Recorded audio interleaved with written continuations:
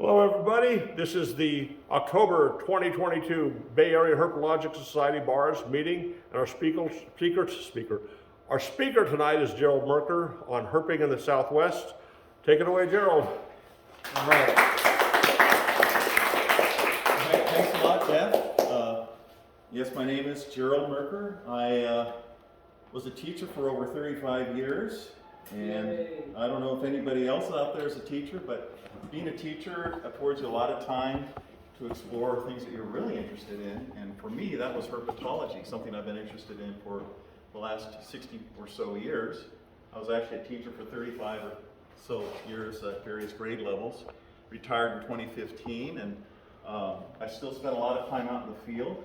So what I thought I'd talk about tonight, was herping in the Southwest with an emphasis on Arizona and Texas. This is actually part 2 of my series. Last time I spoke, it was a Zoom meeting where I emphasized California more for herping, and the point I want to make is, I want to emphasize when you go out in the field, it's really nice to do a lot of photography. And I discovered it's probably always a good idea to have some form of a machine that'll take an image for you, because I'd be hiking around and find all these cool things, and not have a camera to take a picture of. And about 20 or so years ago, I saw a black widow spider actually entangling a black-headed snake and in its spider web, and I thought, boy, this would have been a great series of photographs. I didn't have a camera. So ever since then, I always hike with some form of photographic equipment. So what I'd like to do tonight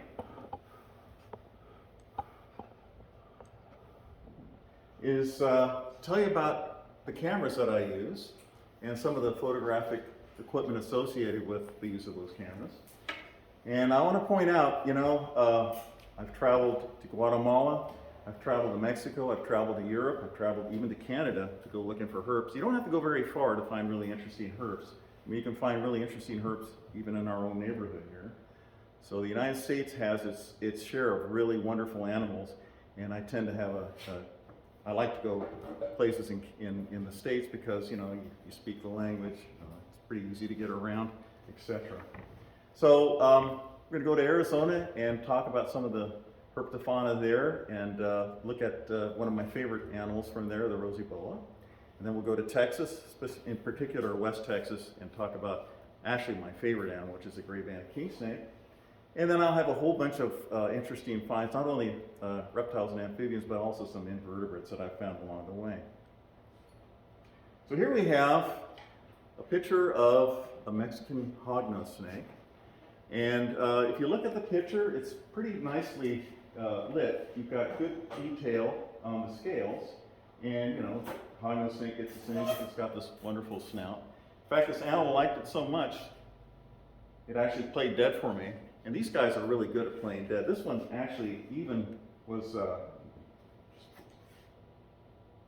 bleeding out of the mouth. That's blood that's coming out. And it actually did that by itself. It actually was self-hemorrhaging. So you're able to, get pictures of these interesting habits that these animals have. And when you do this, I got to point out, this is all fantasy, because this is the set I used to do that exact photograph. And at home, my home studio, I have the capability to use 2 big strobes, and the key is to get them on a diffuser, which is called a softbox, and that just makes the light go everywhere. And that ends up giving you that shadowless light that photographers love to have. But it's really hard for me to lug all this heavy equipment around, so let me show you some of the stuff that I do instead. So anyway, that's what the photo looks like, with the animal dying on the set. And that's what it looks like on the camera. And the thing about this day and age, there's no such thing as a good photographer. There's a photographer that takes 1 million pictures of the same thing until he gets one that he or she likes, until they get one that he or she likes. And that's the key with digital photography. Sometimes I take 100 pictures and there's only 1 or 2 that I like out of that. It's really easy, that setup that I have, it's very quick. You know, the strobe is about 1/10,000th of a second. The shutter speed is about 1/250th of a second, so you're able to freeze motion pretty easy in a setup like that. Another thing I use, this is something I use out in the field. This is a nice little box that's got all sorts of reflective surfaces inside, and it has a nice little white panel that you can stick an animal on, and you shoot your strobe, you know, again, on either side, and light goes in there, just light goes crazy, it goes all over the place, and you end up, again, with that nice shadowless light. A little later on, I'll show you a picture, one or two, that I've taken with this setup. You can see what I'm talking about. So my go-to equipment, I have a zoom telephoto lens. This is for bird photography and for taking images of lizards. Then I have a macro lens, a 100mm macro lens. That's the lens that I use the most in my photography. And then of course at nighttime, you need a strobe to brighten up the subject and make sure there's enough light so that it actually exposes the digital chip and you get an image that you can use. It's pretty heavy. This is a pretty heavy equipment. So I end up using my point and shoot a lot. This is a lot smaller of piece of equipment. I've got two lenses that I can carry, and I've got the little, you know, the body, and it goes into a little pack that I can wear on my belt. Much easier to hike around with something like this than it is with the big 35mm format camera. So this works really well for photographs as well, and I'll point out some of the images that I've taken with this camera set up later on. Got to tell you, nowadays, the cell phone is fantastic for taking pictures. If that's the only thing you have, I mean, if you're out in the field and you know you don't have your camera with you, and you see something really cool, the cell phone takes really, really good images for at least recording that behavior that you're observing. Think about cell phones nowadays, even in camera mode, it sets up the power points, these points, like imagine it's a tic-tac-toe. The four intersections are where you want the focus of your image. So like if it's the eye, or it's the head, or if it's the body of the animal, these 4 points, you do that, you end up having proper composition. And just look at some of the photographs that you really like, and you'll notice that most of them do focus on these 4 points right here, the key points, you know, the thing that they want you to focus on. And that's what makes a good image.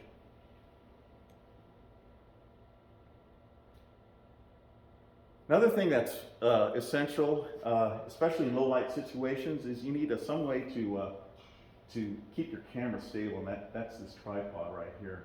That works really well if you gotta use a slow shutter speed, because there's no way that you're not shaking with a slow shutter speed and you're gonna get a really blurry image. And then you also need to have some way, like in the wild, to send light onto the image. And you'll see this a little later on. I've got some photographs where I use this bounce panel. And basically what I do is if the sun is here and the animal that I'm photographing is here, I take the bounce panel, get some of that reflected sunlight up onto the animal so you can actually light up the underside and get some better light and see what's going on with the animal.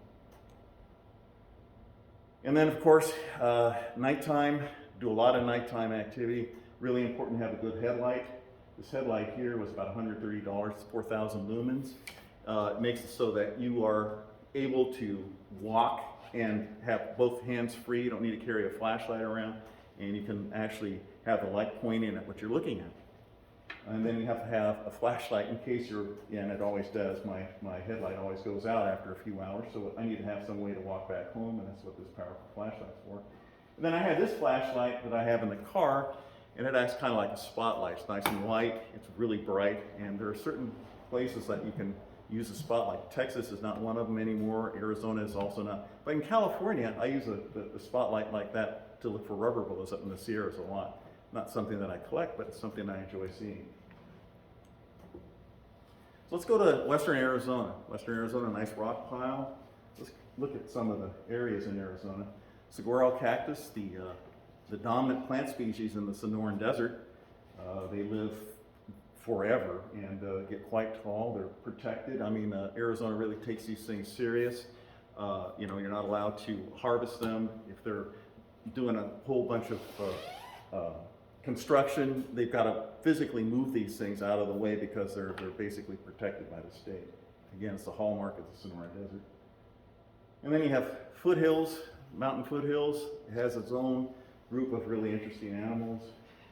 Then you have the higher mountains, the sky mountains of southeastern Arizona. This is one of the drier ones. And the Chiricahuas, you know, during the rainy season, windfalls is right here.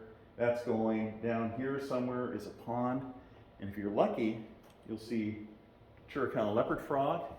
Chiricahua leopard frog has been reintroduced into the Chiricahuas. 40 years ago when I first started going to the Chiricahuas, they were pretty common all over the place. But then for some reason, they became extinct in the Chiricahuas. And then the Southwestern Research Station, they have the acting supervisor there, a guy named Jeff Bender. He took these in and actually set up ponds on the Southwestern Research Station and actually built up a whole colony of these to release into the wild. So you can see these again in the wild. This is the Arizona state amphibian. It's the Arizona tree frog, or Hyla wrightorum, or Hyla eczema, or nowadays it's called a whole different name. It's not Hyla anymore. Pseudacarus? Yeah, not pseudacarus. It's something I have never even heard of, but nowadays I still call them Hyla wrightorum. These guys are in amplexus breeding mode, and this is actually just photographed in the wild with a couple of strobes on the side of my camera to light it up. Then I have all sorts of really interesting spadefoot toads in the lower regions of Arizona. This is the Mexican spadefoot toad. They used to be Scaphiophis multiplicatus, but now they're Spea multiplicatus. Really interesting biology. Perhaps the most beautiful toad in all of North America is the Sonoran green toad. Again, these are all things that are shot at night with a double strobe photographing in habitat. Some of the lizards. This is the banded gecko. We have banded geckos in California too. This one here happens to be gravid. You can see the eggs developing inside the female here. Collared lizard. My favorite lizard in North America is a collared lizard. This is a studio shot. You can see it kind of highlights the throat a little bit, but it doesn't look really real. I mean, this is much more of a realistic shot of collared lizards. Why? Because it is actually a realistic shot of collared lizards. This is what they do. They bask in the sunlight, but you know, sunlight's pretty harsh. So you see a heavy shadow under the animals. But again, this is kind of how you see them, so it's really not that bad of a photo. One question, that one in the studio, is that an actual wild? Yes, that's from northeastern Arizona. It used to be called a yellow-headed collared lizard, but they're all Calaris now. They didn't break them down as subspecies anymore. Protophytes Calaris. Okay, but then they do have those morphs people. Oh, they do, yeah. No, that's an actual animal from the wild. That's an actual wild animal. Oh, cool. Then further west, in western Arizona, you have the Great Basin collared lizard. It's a really extensive range. I mean, we have just 100 or 150 miles from here in the eastern or western Nevada. This is Protophytes bicentoris. Also a beautiful animal. The sunlight is harsh and the shadows really bug you. Well, what you do is you just get down low and then basically the shadow disappears except for right under the tail. But this is a shot that you would expect to see, how you'd expect to see the animal in the wild. Horn lizards. Somebody asked me about horn lizards. This photograph here, you can see on the chin, it's pretty well lit. Well, the reason it's well lit is the sun is up here. My reflecting bounce panel is down here, so I'm bouncing light up onto the lower region, and it lights up everything so you can see it pretty nicely. And it's pretty shadowless, which is nice too. Thing that's really nice about horn lizards, they rely on their camouflage, so they're not prone to run away. If you see one out in the wild and you want to get all set up, it doesn't seem to bother them very much to take your picture like this. Is that a platyrhino? That's a platyrhinus, a desert horn lizard. Thank you very much. Yeah, this is I'll get into. This is the regal horn lizard. Again, what I used here is what's called a scrim. So, like if the harsh light bothers you, you can use this big. It's like a round disc. It's got a translucent membrane on it that allows some light through, but not really harsh light, so it kind of softens the light, makes it shadowless, but it darkens the picture pretty tremendously. So that's, again, is the regal horn lizard. Here we have a kind of an artsy regal horn lizard, but kind of hidden in habitat, and your eye is distracted to the pretty cactus, but boom, the animal's right there, and it kind of matches the background pretty well. This is actually a cell phone picture right here.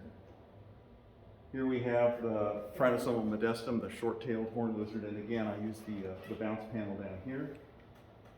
And the sun is up here, so it could bounce up on the bottom of the chin and not have to use flash at all. Gila monster, again, another cell phone picture, seen in the sunlight with my good friend, the late Barney Tomberlin. We saw this in one October afternoon a few years ago.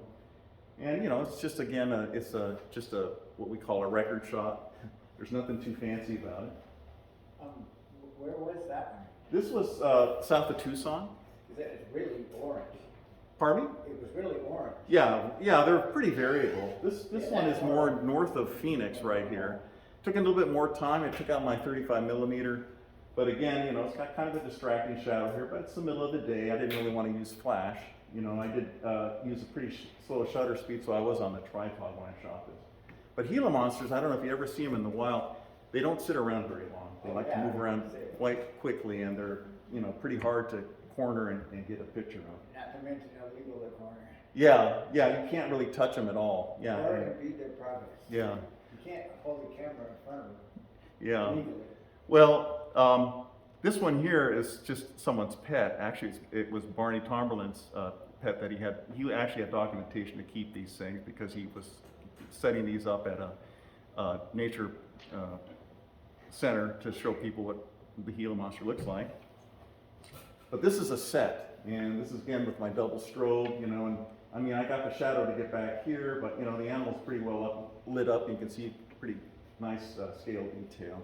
But again, this is fantasy. It's not really realistic. Realistic is having these things run around and run away from you. Here we have an ornate box turtle. Somebody was mentioning that a little earlier. Just an ancient ornate box turtle. It's really lost a lot of its pattern on the shell. It's got some scarring on the shell. This old boy was probably been around forever. Here we have another one. This is definitely a male. Males have these nice bright red eyes and then some nice red scales on their front legs. This is Arizona mountain kingsnake. This is an actual in situ shot taken with my point and shoot. I didn't find this snake. I was there with a guy that is just insane good at finding these snakes. And he said, okay, I found one. We were out hiking in the mountains in Arizona. So another friend and I went up there and he said, okay, you guys, it's in here somewhere. It's in this area somewhere. We spent 15 minutes looking for the snake. We could not find it until finally the friend that had found it just had enough. He said, it's right here, you guys. And it was.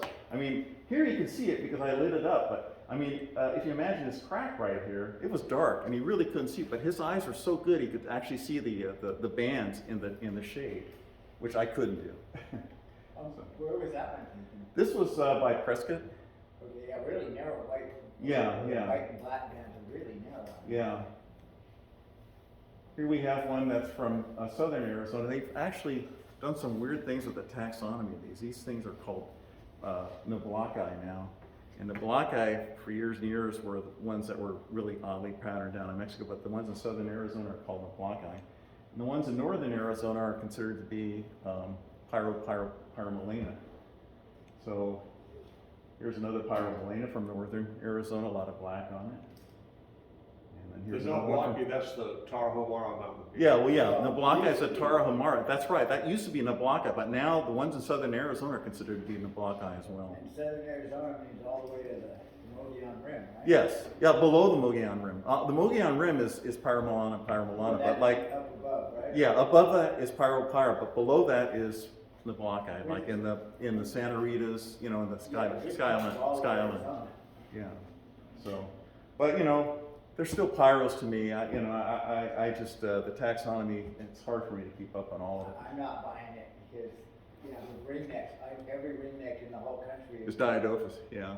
Yeah, just one, and there's Yeah. no way a coral belly ringneck and a regal ringneck are the same. Yeah. It's funny you talk about the regal. Anyway, here we have the mountain kingsnake was supposedly a coral snake mimic. If you've seen a coral snake in the wild, they look pretty different in terms of their form and their coloration. quite a bit smaller. You know, they're basically very cylindrical in body shape. The pyros actually don't have a cylindrical body shape, they're quite a bit bigger. And you almost never see those in the daytime. Yeah, these are nocturnal, more of a nocturnal animal. This is one from the Santa Rita Mountains, the western side of the Santa Rita Mountains. So let's look at some other possible coral snake mimics. This is a banded sand snake, Calameniscus, from Tucson, that area. And again, it does have the nice bright coloration like a coral snake, and they're quite small like a coral snake, but again, they look quite a bit different than a coral snake does. Here we have a regal ringneck snake. The thing that's really cool about some of these regal ringneck snakes is that they don't actually have a band on the neck. They don't have the ring. They're missing it. And the ones in Arizona get huge. I mean, I've caught them this big before, and they get humongous, you know, so they're basically specialists on anything you can get down, overpower, and feed on. Lyre snake, a Sonoran lyre snake, it gets its name because it has this nice lyre-shaped marking right here, which is like that Greek harp instrument. That's how they get their name. This is a rear fang snake, mildly venomous, but not harmful at all to humans. And then here we have just another photograph of my point and shoot, taken in full daylight, heavily shadowed, the Mexican hognose snake. Still have pretty good scale detail, but you know, there's quite a bit of shadow here. But again, it's like, this is how we saw the animal. It was daylight, it was not night. You actually saw them out in the daylight? Oh yeah, hognose snakes are diurnal. Yeah, so this is another one on the set. The thing that's nice about taking them in on the set, you can capture the tongue because again, the flash is 1/10,000th of a second. And the shutter speed is about 1/250th of a second, so that freezes the motion, and you can get the tongue to basically sit motionless except for the very end, which was vibrating a little bit, even at 1/10,000th of a second. Here we have a checker garter snake, Thamnophis marcianus, and the reason I have this picture here, this is taken with my point and shoot in full sunlight, and what I used this thing called, again, that scrim, that big disc panel thing that has translucent film on it that actually allows some light to go through. And then I use a little bit of flash to brighten things up a little bit. You can tell that there's a double flash here if you look at the eye. There's two flashes going. But for the most part, it makes it so you got good scale detail, you know, and it's not harsh, contrasty, which is what you usually get in bright sunlight. One of my favorite snakes also in Arizona is the green rat snake. This is how you usually see them. They're usually just sitting on the road, kind of all kinked like a gopher snake. I've seen over 50 of these in the wild. Only one was actually what I would call in situ. I mean, yeah, sure, on the road is in situ, but that's really not what they're doing. What were they doing before there were roads? Well, this one here is just kind of sitting on a branch about 2 inches off the ground with a big alligator lizard in his stomach. So as babies, they're kind of heavily spotted like this. This is actually a wide-ranging species. It goes all the way down to Central America. It covers all of Mexico. It used to be a rat snake in the Leahy, but then they moved it into Centicolus, a different genus. Centicolus triaspis intermedia is the North American, the United States form of the great rat snake. As adults, this one you can still see it's got a slight spotted pattern. This is a young male. And then as a full-on adult, you see that they're pretty much unicolored, uniform green on the top, and then they have a nice yellowish white. They have white on the chin and then yellowish towards the rear end of the animal underneath on the ventral surface. Unfortunately, a lot of them are found DOR, dead on roast, as a dead animal. Try to make it look alive, but you can tell it's dead. It's got kind of its When you said that's how they usually found that out. Well, not usually. I shouldn't say. I found like 51 of these, and then I found an additional 15 that were run over. But these things are really delicate. I mean, if they get run over, even if they get run over on the head, they usually die. Whereas some snakes, like a Gerold, a common California kingsnake or desert kingsnake, if they get run over on the head, there's a good chance they're going to survive. I've had numerous ones that have been run over that have survived, especially if they're run over on the head and have a slight head injury. Not with the green rat snakes. They get run over, they're pretty much doomed to dying. A friend of mine found a head on the road we always call it the abominable anomaly when they have some organ that pops out. Yeah. I'm not sure what organ it is, but he found a gopher snake with his heart out and it was beating. And he pushed it back in and took it home and it lived. It lived, yeah. Gopher snakes are pretty tough too. I've done that with cow kings where the lungs are sticking on. I just kind of push it back in again. We crazy glue the wound shut and the thing lived. I mean, I've done that a couple times, just with using, tissue glue. I mean, you can do that. This is a tiger rattlesnake, one of the, unique crotoliths found in Arizona. Just a cell phone shot. Here we have a speckled rattlesnake showing that, it really matches the background. Speckled rattlesnakes are very variable. If you find a speckled rattlesnake where the rocks are pinkish, a speckled rattlesnake will look pinkish. If you have rocks that are kind of dirty, muddy colored, then they're going to be kind of a dirty, muddy color. Just depends on where you find them. Here's one that's found in more of a lighter area. Western diamondback rattlesnake. Of course, they have a black and white tail right here like the Mojave green, but the Mojave green's black and white is a lot less contrasty. I mean, there's, the white is more gray with the Mojave green. Well, I like how red the tail is when past the coontail part. Yeah, this is one from southeastern Arizona. This is one from western Arizona. Again, kind of a hard photograph to take because it's in dappled light, but that's kind of how you saw it, and it's actually not in the wild. It's in the wild because the rattle's all beat up. It's not a captive animal. This is a Arizona black rattlesnake. This is kind of a tweener.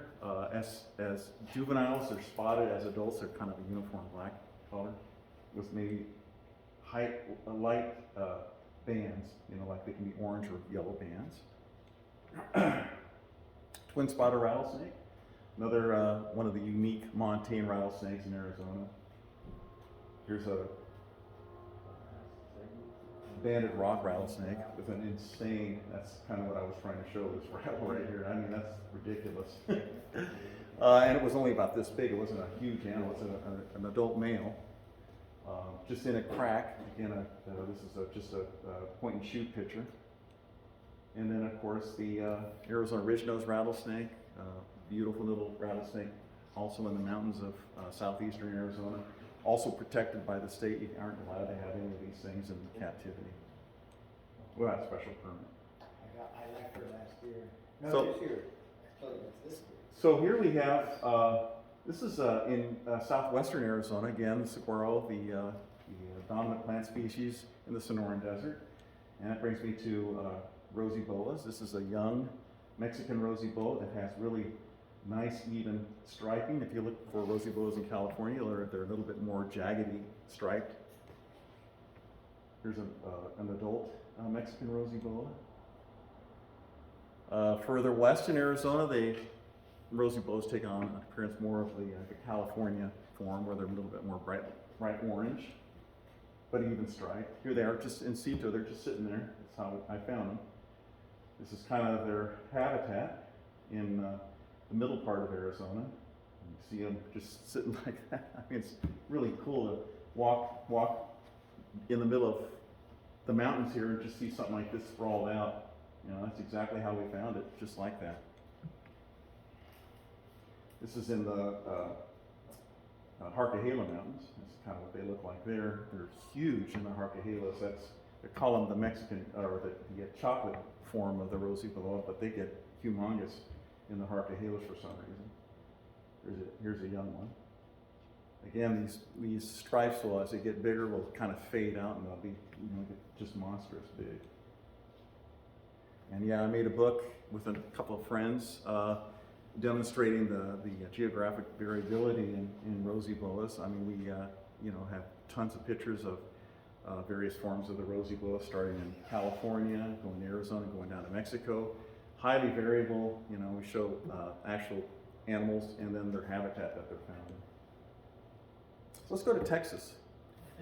Texas, land of the limestone ridges. This is in particular West Texas. And some places are pretty lush, like down here. This is in Sanderson. We'll talk a little bit more about Sanderson a bit. Further east, the further east you go in Texas, in general, the more likely that they're going to get some rain. So sometimes the desert in the eastern part of Texas, the Chihuahuan Desert, gets pretty green. This is on a road north of Del Rio. And when it gets green like that, it brings out some amphibians like this narrow-mouthed toad, Gastrophrine. Various, I put this picture in for Scott Alexander because he's always asking me about Rio Grande River cooters. This is actually one that we found just sitting on the road. Take a picture of it. Is that a variation of a red-eared slider? I believe it is, yeah. It's the same genus, but yeah. Because that's where they're from. So. Yeah. See the horn lizard right there? Right in the center. Try again, where is it? Where is it in the picture? Did you see it in the center there? Or? No, I'm sorry. Top center, yeah. It's right here.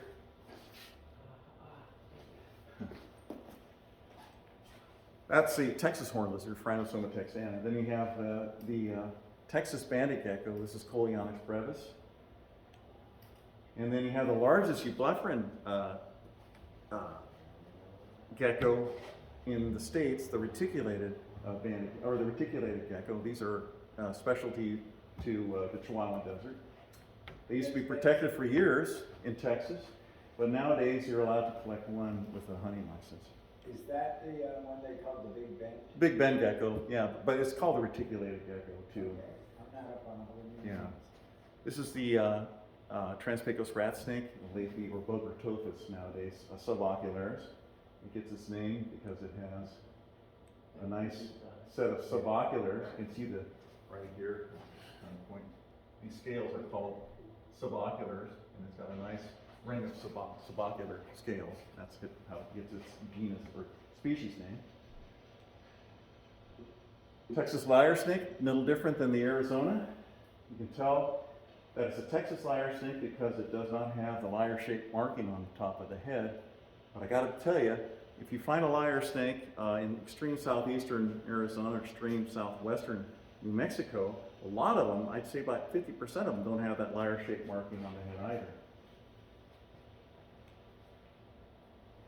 Desert kingsnake, this is Lamprocalpus sketchless splendida, really a nice animal. Mexican or New Mexican milk snake, Lamprocalpus triangulum salinops, it used to be. They again changed triangulum around quite a bit. This is it looks like an annulata, which is a Mexican milk snake, which gets about this big, but these guys only get about like this. They're quite a bit smaller, but they're very similar in appearance if you look at them. Again, a coral snake mimic. This is an eastern coral snake. Texas coral snake, but it's a much larger form than that Arizona coral snake I showed you earlier. Just cell phone picture, I just wanted to get it. I mean, these things are squirrely as anything too to take images of, so I just, took a real quick snapshot of it. And those ones can bite you too. Yeah, oh yeah. Yeah, they're big enough to be a little bit dangerous. Model rock rattlesnake, this is Crotalus lepidus lepidus. Again, it's like the banded rock rattlesnake, except it's actually one's found in Texas. A little bit more of a modeled pattern than the clean-cut pattern of that first rock rattlesnake I showed you. A little further west, they get a little bit more banded, but this I think is still called a lepidus lepidus here. Copperhead, Trans Pecos Copperhead, beautiful snake, very common in Texas. Some nights you can see 4 or 5 of these walking. Some areas, I had a picture of what this area looks like most of the time. This is like Chamber of Commerce for this area right here. I mean, it's had good rain, it looks pretty green, but usually it's pretty grim. It's pretty yellow, pretty monochromatic, looks pretty hideous. But this area produces some really cool, my favorite snake, Gray-banded Kingsnakes.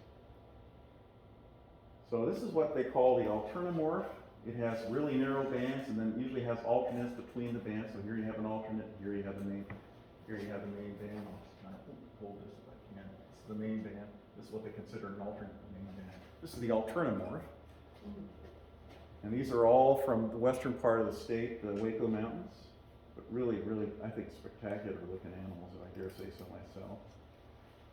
I've heard they mimic the rock rattlesnake. Yes, Now, these guys mimic Lepidus. The blairs supposedly mimic the coral snake. So this is another fairly green area in Texas, the Davis Mountains. Here you got a close-up. The Davis Mountains is known for the rich rhyolite, and the rhyolite actually kind of dictates the color pattern of the Gray-banded Kingsnake. They usually take on a dingy brown color in an area like this, but in the Wacos, it's more limestone, it's light, so they end up being a little bit lighter in appearance. This is west of Alpine, still in the Davis Mountains. And here you have one, again, from the Davis Mountain. You can see the ground color is not nearly as light as it was from the Wacos. It matches the background a little bit more perfectly. You almost get kind of blairi phases. The blair's phase, this is still, I consider, an alternamorph because it's got alternates. The blair's phase has got nice broad bands, and we'll show you some more blair's phases later on. But this is a studio shot, obviously. I mean, this is at home on my little make-believe fantasy set, but I have the two powerful strobes, and it's 1/250th of a second with 1/10,000th of a second on the strobe. You know, if the thing moves, it's going to be still really tack sharp. Is it Kingsnake? Pardon me? Is it Kingsnake? This is a Gray-banded Kingsnake. Okay. We're in the Gray-banded Kingsnakes Right, now. okay, Yeah. yeah. I'm sorry, that's like my obsession. So. Okay, no. Yeah. So there's a lot of Gray-banded Kingsnake photographs. Here's one again from the Davis Mountains, a little bit higher up in elevation. This is one from the area called the Boy Scout Road. This almost looks like a Texas lyre snake, but it's actually a Gray-banded Kingsnake. Kind of an anomaly. Most of the ones from the Boy Scout Road are like the other ones I showed you, alternamorphs. Here we are in Olympia, and the reason I have this picture in here, this is another Davis Mountain shot. You know, bright daylight, you got to take a picture. What are you going to do? Well, you put on a polarizer and you make the sky really nice and blue, and it kind of gets rid of the high contrast. It still looks kind of much prettier. So, just one trick that photographers use. That's an animal from that canyon right there from Olympia. This one and this one are both from that area. Here we are in the southern part of the state, a place called Black Gap. Black Gap is famous for having some insane Gray-banded Kingsnakes. I've been looking in that area probably 40 or 50 times. I've yet to ever find a Gray-banded Kingsnake. The best snake I've ever seen has been a Crotalus lepidus, a mottled rock rattlesnake. So I'm telling you, some of them are just like insane looking. This is not one of them. This is pretty much a really unattractive one. Pretty much, you know, you do find unattractive ones where you find really nice ones. This is a really nice one. This is approaching more of a Blair's phase. It still has alternates, so I consider it an alternamorph. But I mean, you know, some of the animals are even more attractive than this. I just don't happen to have a picture of one. This is a place called the Christmas Mountains. Christmas Mountains supposedly has the most variability of animals for a short, like a 2-mile stretch of road. Unfortunately, all the ones I have look pretty much the same. This is what they look like, a typical one, an alterna. More of a blairi morph with a wider bands. And then kind of an in-betweener. This is actually the granddaughter of the last one that I showed you. Then further west from Christmas, you have the River Road, which is a very famous locale. It's called the River Road because it follows the Rio Grande River. It's pretty original, but you know, a lot of people find some really interesting Gray-banded Kingsnakes. So the left side of that road is Mexico, right? Right here is Mexico. This is the United States right here. Mexico and the United States. So it's pretty desolate there. It's pretty, you know, you're supposed to walk. It's really a cool area to walk if there's not a lot of cars on it, and there's usually not a lot of cars. You just kind of worry if there is a car on there because a lot of times it could be something shady. But here are some from the River Road. This is a typical alternamorph with narrow bands and alternates between it. Here's one from a little further west on that road. Again, looks kind of similar. These all are kind of River Road animals. This is actually a very attractive one that's caught in the same spot as the last one, but has a little bit more red in the bands. And then this is one from a little further east, more towards a town called Lajitas. But again, it's a very attractive animal. Now we're going to move a little bit further east to Sanderson. Sanderson has, again, the beautiful limestone bluffs. I own a little property there. I like it so much. And this is a typical Blair's phase from Sanderson, from that rock pile I just showed you. And sometimes you get ones that are a little bit narrower banded, like this animal here. Still beautiful, I think. A lot of canyons here, really nice deep canyons. This is actually on my property. I have like 160 acres I share with a friend.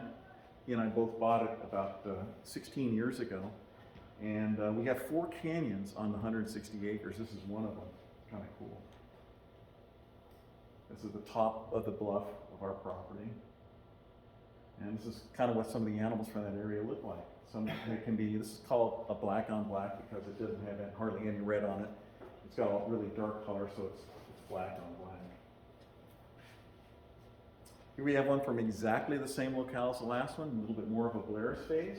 No alternates, but nice wide bands. And again, as you pointed out, these are thought to mimic more the Trans Pecos coral snake. Here we have another one from exactly the same area, Sanderson. They're really variable. That's what I like about Sanderson so much. Nice light phase with narrow bands, but bright orange bands. Yes. If you have a clutch of those, do you have different? They can be, yeah, the ground color and the brightness of the orange is pretty similar, but I can have alternamorphs along with blairi morph in the same clutch, yes. Yeah, that's kind of beyond the scope of this talk because, you know, I can do that maybe next time, talk about breeding these things. I breed a lot of these. This year I got about 124 babies. So yeah, they're pretty easy to breed with certain tricks. This is a male caught in exactly the same area, and the female, this one here, she ate this one here after they bred, if you can believe that. I've never had that happen. I've never had that happen until this year when she ate another male. So it's, you know, she couldn't get it all the way down because the male that she ate was bigger than her. And I mean, I've never seen that before. She'd just been fed, but I got to keep a closer eye on her next time I put a male in with her. She's a man eater. Yeah, definitely.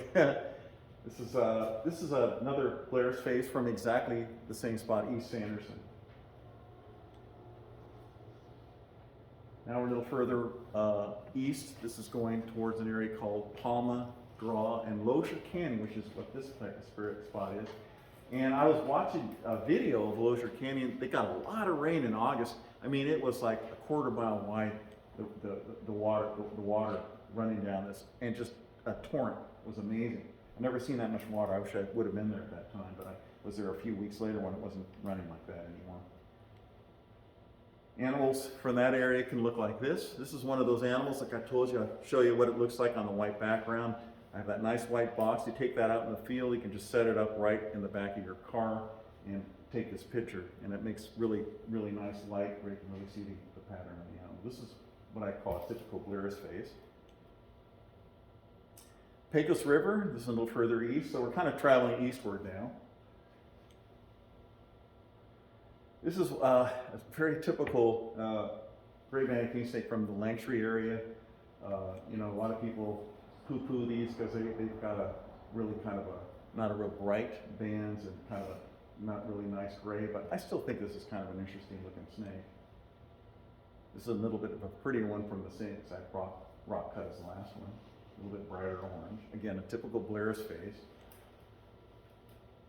And then this is Highway 277 north of Del Rio. That's the first slide that I showed you. Got really good rain that year. This is 2004.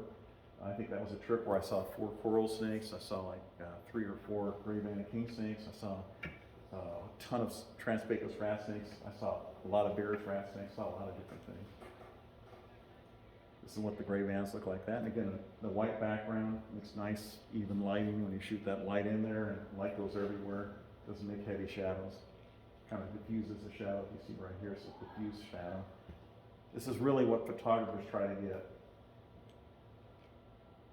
Another Blair's phase from Highway 277. Yet another Blair's phase. I mean, they are just mind-blowing. This is a second generation one. I mean, this thing is just like electric. This is one my son has. And yeah, you guessed it.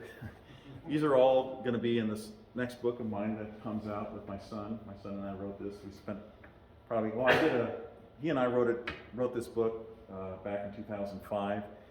This is all new pictures and about 3 times as long, but we included a section on captive breeding and medicine and all that kind of stuff. But it's really a passion of mine, the Gray-banded Kingsnake. Like, it's almost an obsession. I mean, it's this bad. I've seen 77 in my life, and I've added 77 minutes to the clock in my car. That's how bad it is. I'm just, people say, what is this? I said, it's alternate time. Are they hard, if you breed them and have those babies, are they hard to convert from lizards to? There's some tricks that you can use. The biggest trick is just actually, believe it or not, take a frozen pinky and you boil some water and you throw the frozen pinky in boiling water for about 12 seconds, 15 seconds. And for some reason, it changes the smell or whatever, and the snakes, that's how I get a lot of them started feeding. But I do have to use lizards a lot and scent with lizards. And take, if I find a DOR lizard on the road, I'll cut off a piece of lizard skin and stick it on the pinky. They're like blanched rodents. Yeah, isn't that weird? I mean, and it works on a lot of different snakes too. I've tried it on green rat snakes. I've tried it on milk. I've tried a huge variety of snakes. So, anyway, that's a different talk. So anyway, how do I look for these animals? We're getting towards the end of the talk, I promise.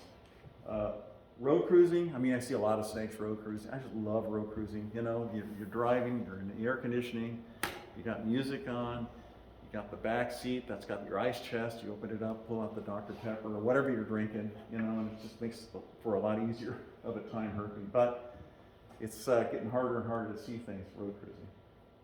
Here we have a nice collar lizard, and I saw this is a Bicentoris. This is in Utah last spring. Rosy boas, this is how you usually see them. This is just again a cell phone picture. This is my studio shot. The snake looks a lot prettier with the brighter lights. Texas, you got to do a lot of walking. You can't road cruise legally in Texas anymore.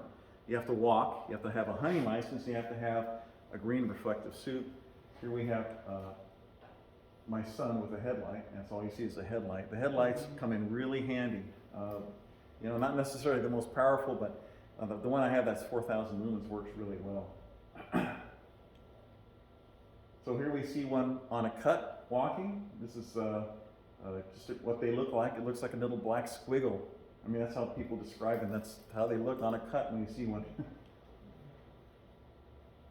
I got some more in situ shots. This is, I mean, another way you see it, you're kind of, it's not a great picture, but you can see this is exactly how that animal, what it was doing at night, like at 1 o'clock at night, or 2 o'clock at night one night. And here is what it looks like in the studio. Again, you use studio lighting, brings out the colors. This is again a Blair's phase. Here's one that my son found in a sodal cactus, 2 a.m. in the morning. So yeah, it's a lot of walking. Walk sometimes from sundown to sunup. I've done that before. I mean, it's brutal. I've walked like 20 miles a night, or let's say 15 miles a night sometimes. Was that on your property? No, this is on Highway 277.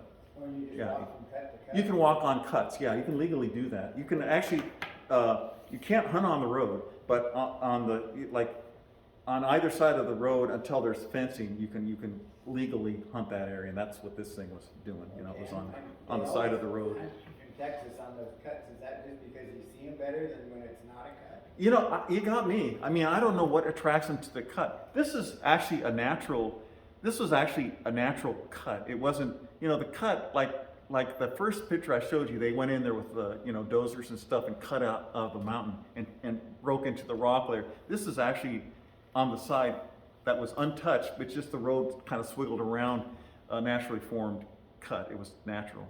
So I have no idea what they're doing. They're probably looking for lizards at night that are hanging out on those cuts, but that's probably what attracts them to it. But it's hard to say. I mean, that's, like I said, I've walked hundreds of miles at night in Texas over the last 25 years, and I've seen about I'd say 30 walking at night, and most of them are on cuts. Occasionally I will see them like this where they're doing what they're doing out in the middle of the desert, but mainly they're on cuts hanging out like that first picture I showed you, and the second one. Here's another one on a cut. This is a cut that was actually cut by a dozer, and this is the animal that was kind of what I call on the alternate highway. I mean, this is a groove that went for hundreds of yards, and the snake was just cruising down the groove. So let's look at some other interesting finds. These are box turtles breeding. It looks pretty painful, I know, but actually I saw a lot of pictures in books where this is the typical form for box turtle breeding. Here we have a pepsid wasp going after a tarantula in Arizona. Kind of switching gears here a little bit. Here it is stinging the tarantula. Tarantula's kind of unhappy. You can almost see that it's speeding up some of its digestive juices here. The idea with what's going on here is that the tarantula hawk, the wasp, doesn't kill it. It just stings it enough so it goes to sleep. And then what it does is it drags it to its hole. That's dug, pre-dug, that's what it's doing right here. And puts it in the hole, and then goes ahead and lays an egg, a single egg usually on the tarantula, then buries it up, and then when the egg hatches, it's got a food source that's still fresh. I mean, it's still living, but of course the tarantula dies in the process. Here we have the Centroides scorpion. This is the bad one in Arizona. It's kind of nice because it's got a whole bunch of babies on it, which I find fascinating. This is the common striped-tailed scorpion. This is the one that causes problems in Arizona, Mexico. Wait, did you say that was the common striped tail? It's the striped-tailed. I didn't say common. I hope I didn't. I've seen a lot of these, but this is the striped-tailed scorpion, and it's the one that people have died from. You know, not a lot, but I mean, it's usually a pretty bad deal if you get stung. Here we have I should point out that, you know, I'm showing invert pictures, and that's part of the thing. You got to kind of expand your horizons because you're not always going to find snakes. So you got to kind of find other interesting things. My friend Barney Tomberlin he started a business called, he's a herper too. He started a business called Hatari Invertebrates, where he would actually supply zoos, universities, that kind of thing, with sundry invertebrates. And this is one of the things that we kind of found for him, you know, about 25 years ago in West Texas, these red-eyed katydids. And he started asking us to collect these for him, and he would send them to places like, well, St. Louis has an invert zoo right there, and she actually, the woman that was in charge of that, built this beautiful outdoor enclosure for these things, and she would put them in there, and they do really great. And sometimes she'd go in there, and they actually come down and basically attack her. I mean, they're really aggressive. I mean, usually, you know, I mean, when we take pictures of them, sometimes they get really upset, and this is what they do. And not only do they do this, they get in this horrific shape, but they make this horrific noise too, where it's just like this loud buzzing. And I mean, these mandibles, they'll open you up. I mean, they're pretty powerful. It's a really amazing predator. I mean, they predate, you know, on other katydids, but really, really a cool animal. So like I said, you know, I mean, I love the snakes, but, you know, Barney got me really interested in these things as well, the inverts. So some kind of grasshopper's a nightmare. Yeah, it's a nightmare. You know, and then this is kind of neat too. This is in southeastern of the Santa Rita Mountains. Painted redstarts. They actually have their nest in holes in the ground, and I was able to find some chicks that I took some pictures of. Before the coach would find them. Yeah, or the Arizona Mountain Kings. A red-shouldered hawk. That's another interesting thing to do in the off season, is photograph like this Merlin. Birds of prey, I enjoy that as well too. And another cell phone shot. I mean, the cell phone can take some fantastic pictures. Appreciate it, thank you. Any questions? I'm happy to answer them. Yes, sir. I was at the Chiricahua Mountains deck, and my old girlfriend used to work there, and so we went back there. And I saw we were on the trail, and there was a rattlesnake. It was like in the trail. I was holding my dog, but it was green. Do you have any idea what that? That's probably a black-tailed rattlesnake. It had a real green green. It looked really Yeah, good. they're greenish, but they're banded too. I mean, they've got black bands on them. They Yeah, show the that back, but yeah. I mean, just the green is Yeah. right. That's what, like, whoa, what is it? Yeah, it was probably, was it a big rattlesnake? It was medium. It Yeah, wasn't so small. it's probably definitely a black-tailed They rattlesnake. come in a variety of colors. Yeah, I don't, I've got pictures of those too, but I don't know, sorry. Yes? Do you do any photographic post-processing with these pictures? Oh, yeah, I do. I mean, but you try to get it right to start out with. I mean, it's hard to bring a picture back if it's too dark or too light. So I try to get it right. But yeah, there's some post-processing. You kind of bump up the color a little bit sometimes and try to make What it. software do you use for that? Just the photo program on iMac. Okay. I also have Lightroom too. That if I really want to get into it, I use Lightroom. I use Photoshop too. But they're expensive to use nowadays because it's a year-to-year contract. Yes. So, any other questions? Well, you guys have been When great. does Sorry. your book come out? It comes out early next year. Okay. I have some posters there if you're interested. They're $6 a piece, and I have some of the Rosie Boa books here that are only if you're interested. They're $25 a piece. What is the strobe you use? I use, I use the Canon strobes a lot, but my big strobes are Photoflex. Are you With on a- your camera when you're in the field, or? No, I've got little stands, and then I got I should have shown you that, the strobe pointed up, and then I got the diffusers on them that shoot the light down. Or I use an umbrella, where it just shoots it into this the white umbrella. That's the one I really like to use if I'm in the hotel room. Yeah, that's something I thought of. I always keep an umbrella in my backpack, because when we go down to Arizona. Yeah. So-called desert, you never know when you're gonna get You never know when you're gonna need it. Like I said, I've missed a lot of good photo opportunities by not having a camera. But we've used it to shade when you're in the bright light. Right. And I thought, if I got a white one, we can use it for Bouncing. in the light too. Yeah. The umbrellas are great, I think, and they're lightweight, they pack And if easy. it's raining, you can take a picture of them. Yeah. But you run into other herpers when you're out here? All the time. Okay. Oh, it's all the time. I mean, Facebook has made it really popular. There's all sorts of people that are doing Facebook, YouTube videos, that kind of stuff. Herpers and border patrol. Yeah. Well, you guys have been great. I wish I would have had you like in my classroom as 7th graders or 8th graders. Oh, 'cause- God. I have guilt feelings looking back on my middle school. Yeah, I imagine, Jeff. Yeah, I could see that. Yeah. Yeah. Anyway, thanks a lot, you guys. I enjoyed. Oh, I'm sorry. You had a question? You said these short-tailed weren't listed in Arizona, right? What was the common name for that short-tail? I mean, the site. Phrynosoma modestum. Oh, that's